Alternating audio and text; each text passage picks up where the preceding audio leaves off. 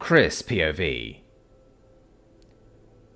Chris woke with a start, as he was gently shaken out of sleep, opening his eyes in the faintly illuminated darkness around him, the only light being what crystal light bled through the blanket that made up the door for the magically built stone hut.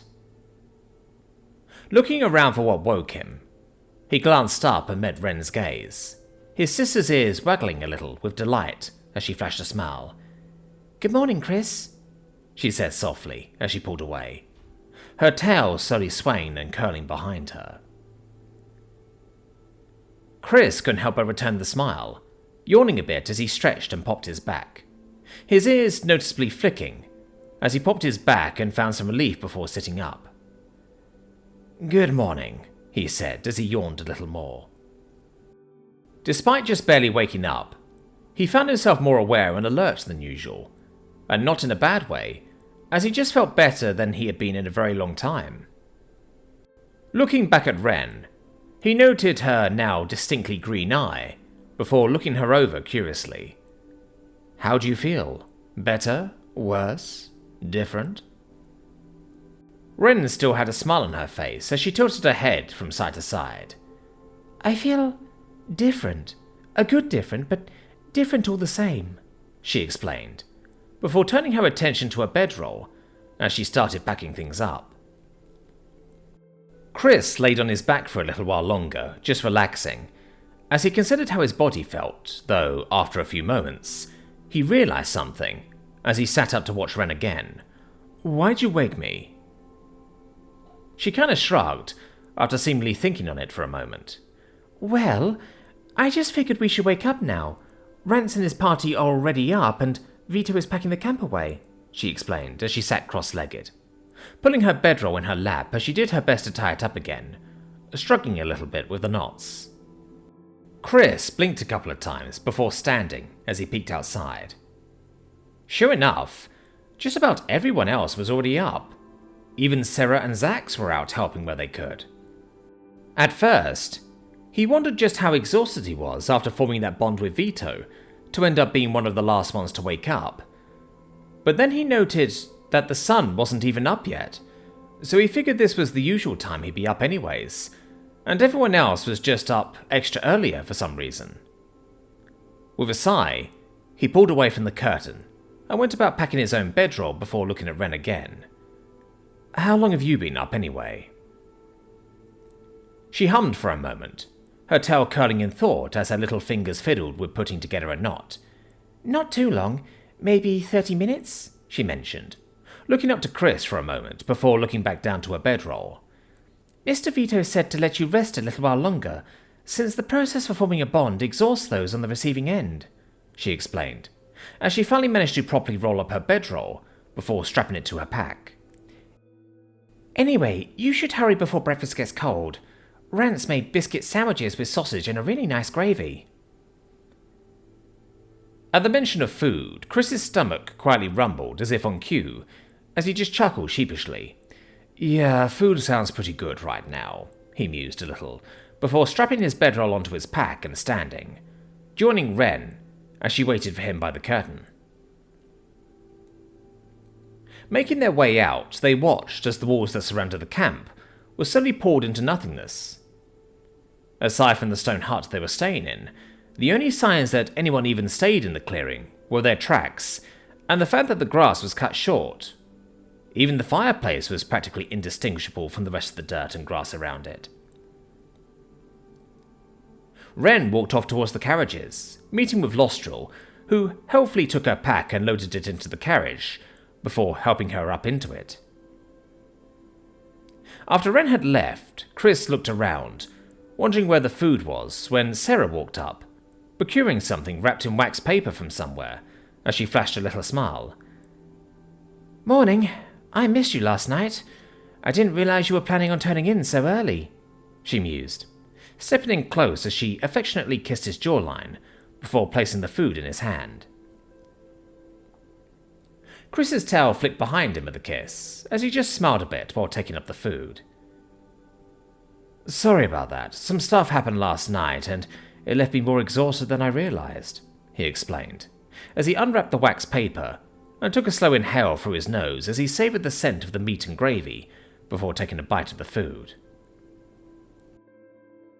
Sarah let out a huff of mock annoyance before running her fingers through her own hair and flashing a mischievous grin. "Oh well, I suppose there is always tonight. I much prefer an inn and open air," she mused before looking up into his eyes. Though it was at that point she quirked a brow before reaching up and gently grabbed his face with both hands. Her touch was light yet firm, as she carefully made him look down more directly at her. "Since when did you have a green eye?" she asked, in an almost silent whisper.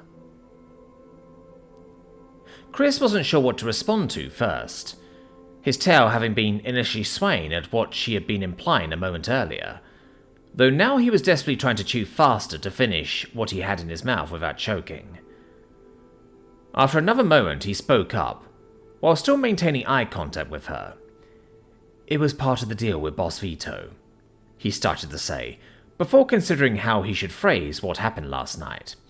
"I formed some kind of pact with him, and so did Ren. He gave us some kind of power that allowed us to ignite a mana heart, and now we're bonded to him," he said softly, doing his best to explain what he understood from last night. "I was worried too, but he said it was some kind of familial bond rather than that of a servant or a slave." Sarah frowned a bit, though she considered everything she just heard, before leaning her head into his chest and huffing a bit. "Did he kill your sister?" she asked, under her breath. He nodded slowly, while bringing up his free hand to gently rub her upper back. "Yeah. He could tell that our mum was sick during her pregnancy with Ren, and that Ren herself was a sick child after less than 2 minutes of looking at her. He gave me 2 ways to cure her: the slow and mundane method that will barely get her stable, or an effective way with magic that may give her a chance at living like others, or maybe more." Sarah nodded intently, looking admittedly more relaxed, as she looked back up into his eyes. "Well, at the very least the green eye doesn't ruin your good looks," she mused playfully, before pulling away. Chris couldn't help but chuckle at that as he smiled. "I suppose that's the only thing that matters at the end of the day," he mused back, closing the distance for a moment to kiss her forehead, before going back to his food.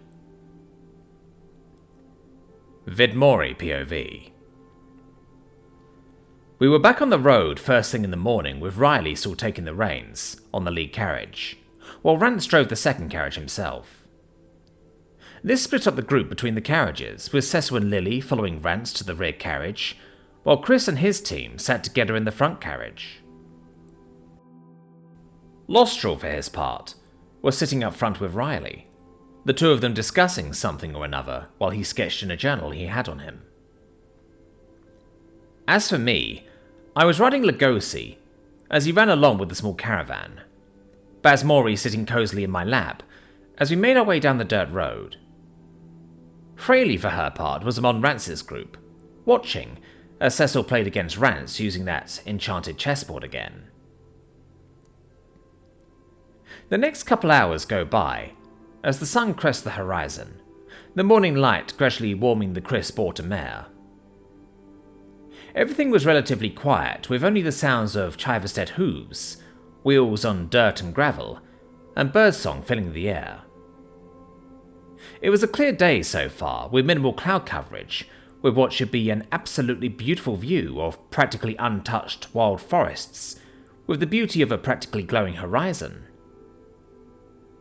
The only problem is the thick plumes of black and grey smoke on the horizon directly in our path. I've seen many kinds of smoke throughout my life, and I know what causes certain kinds of smoke, and what signs to look for when seeing smoke in the distance. Riding up alongside Riley, I could already sense her unease as she looked over at me on my approach. "Tell me, does the village ahead have any major foundries, or happen to specialize in charcoal production, or anything like that at all?" She looked between me and the smoke ahead of us before looking back at me again. No, sir, it does not," she said, swallowing, as she did her best to portray a professional stoicism for her own sake at least. By now, everyone had seen the plumes of smoke in the distance, and I could tell they were all forming their own ideas of what may possibly be happening. Despite what was going on in the distance, I could feel both Chris and Cecil watching me with intense curiosity to see what I planned on doing. There really was only one thing for me to do about it, and that was to go scout things out myself. Alright everyone, I'll be riding on ahead to see what's going on. Keep your current pace and remain vigilant. I then looked over to Chris, physically pointing at him, before pointing to my own ear. If anything happens that I need you all to know about, I'll be reaching out to you in particular. Just keep an open mind, and you'll hear my voice if it comes down to it. With that, I got nods of confirmation from the group, even if I could tell there was some who were confused by what I said to Chris. Looking down at Lugosi, I gently ruffled the fur along his neck before looking ahead of us. I'm sorry, but I'm going to need you to give it everything you've got, buddy. Lugosi just bobbed his head, and despite what I'd asked of him, I could only sense an anticipation and eagerness to see just what he could do if he pushed himself. In the next moment, I sensed his mana heart flare with vigor, the mana coursing through his blood, as he physically charged himself up before breaking out in a full sprint. If I thought we were going casual motorway speeds several days ago, on our way to Sunspot Keep, then this time we were really racing along, as Lugosi practically launched himself into speeds I could say rivaled that of a cheetah.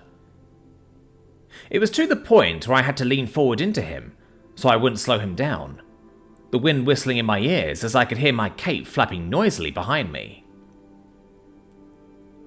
At first, I was worried that Lugosi was pushing himself too hard, but it was clear to me that despite giving me all he's got, he was exhilarated.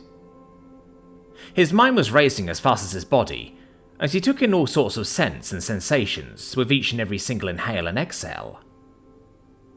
The information was mind-boggling, and even I was struggling to process everything he was taking in. As the seconds turned to minutes, Lugosi kept up his ridiculous pace, as his mana heart pulsed with vigor, though despite how hard he was working himself, I could see through our bond that Lugosi was just shredding his muscles faster than his body could naturally heal them. He kept pushing on, not asking for a break due to simply not wanting to let me down. As much as I could appreciate and understand his mindset, I couldn't bring myself to tell him to stop or pace himself, simply due to the fact I knew I would have been pushing myself just as hard, back when I was just a normal man, when it came to there being lives on the line. We were quickly closing in on the source of the smoke ahead of us, the acrid scent reaching even my nose, as the wind started blowing our way. As the smell of smoke practically clouded my senses, I sensed Lugosi pick out a faint whiff of a scent, intermingled with all the other overwhelming scents the wind was carrying, and that was the scent of blood. Lugosi came to a skidding halt, almost drifting on his paws through the dirt, as he took a hard left through the tree line, following the scent of blood until we came across someone sprawled out in the dirt and grass. Smoothly hopping off his back, I closed the distance, looking over the figure as I took a knee beside her. It was some kind of catkin girl, and she was drenched in blood, her greyish fur looking more brown and red with a mix of drying and somewhat fresh blood that slowly oozed from her wounds, though I could tell that most of it was likely not hers, based on where the blood was on her body. Surprisingly enough, the wounds with arrows that stuck out of her back had already closed around the arrows, so it's likely she has a mana heart, if her body managed to heal over that kind of damage already. Just a few feet behind her was a massive blade that looked vaguely unwieldy for a girl her age, though it would fit Rionim like a regular longsword, if I had to consider the general scale of weapons from person to person. After examining her for those few seconds, I reached out to start healing her where I could, and do a closer examination of the kind of damage she suffered. But as I touched her, her body seemed to unconsciously react, as she cried out with fury and fear, flinging something that was clutched in her right hand, with an amount of force and speed that I wasn't expecting. In the next moment, a small clay jar smashed against my left shoulder, before I could even realize that she was throwing something at me. Before I knew it, my left arm had melted off, as some kind of acid began hungrily eating from my wooden flesh. Despite the direness of the situation, I managed to quickly conjure a bowl of water and probably started soaking myself in order to dilute the acid. Damn, I really should try to figure out a proper defense for this, I murmured to nobody in particular. While I could regrow the arm, the shirt Miriam had made for me was completely ruined for sure. Thankfully, the cloak seemed to be relatively untouched, with only a couple of holes here and there, but nothing particularly noticeable as far as I could tell. Vidmori, are you okay? Lugosi asked frantically, halfway between snarling at the girl while looking at me with concern, not entirely sure what he should do, as his hackles visibly rose up along his back. Yeah, I'm okay, I say after a moment, while looking over my half-dissolved torso. I take a few moments to try and repair myself, but I don't bother wasting the mana to rebuild my arm, since I don't really know just how much mana I'm going to need in actual combat. Glancing over at Lugosi again, I flashed a small smile, before suddenly noticing Basmori stepping out from Lugosi's shadow, looking expressly concerned for me. I couldn't help but sigh at the sight of him. I rubbed the back of my head with my remaining hand. You really have a bad habit of following when you shouldn't, don't you? I should have known you were tagging along when you suddenly disappeared. Glancing around at the woods around me, I looked back to Basmori again. Stay close or stay in my shadow at all times. We're going into an actual fight, and even though you have experience hunting, this will be something completely different. Understand? Basmori looked hesitant for a moment, but nodded resolutely before striding forward and ducking into my shadow. With him taken care of for the moment, I turned my attention back towards the catkin girl and looked her over again. She had collapsed once more, and didn't look like she had it in her to lash out again. Placing my hand against her shoulder, and running my mana through her body, I find that she is just a considerable amount of damage. Between the blood loss, shredded muscles, the arrows her body healed over, and all sorts of bruising and fractures littered over within her body, I set about fixing what I can to at least stabilize her, swiftly pulling the arrows out from her back and shoulder, while mending her skin and bones. It's ultimately quick and dirty, but at the very least, it doesn't look like she'll fade from life if I were to glance away. As I started to pull my hand back, I am once again surprised, as the catkin suddenly reached out for me, grabbing me by my shirt collar and putting me down to look her right in the eyes. Her gaze is unfocused, and her eyes are erratically dilated. She slurs her words, mumbling desperately, as she tries to get her message across. Thankfully, I don't need to hear her words to get her message, as it comes clear through her thoughts. Save my home. With that, she falls back into unconsciousness again. Standing tall, I looked to Lugosi and reached out, ruffling the fur on his head.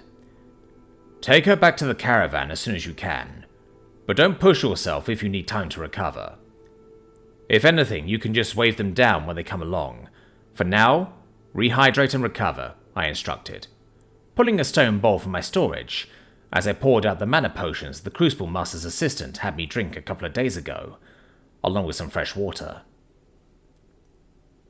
Lugosi looked admittedly reluctant, but he didn't argue, as I could sense him gauging his currently shaky and sore limbs. After a moment, he simply bobbed his head in understanding. Very well, Vidmori. I shall do as you say. With that, he made his way over to the basin and began lapping down the water and potions. Looking down at my ruined shirt, I decided to just stash it away, along with my cloak, before pulling on my black poncho. It was admittedly still rather singed with burns, and torn from when I made use of the fabric for various things, but it still covered more than the shirt. Taking a pointless breath, I scooped up the catkin's blade, and stashed it away before starting to sprint towards the smoke, which filled the sky.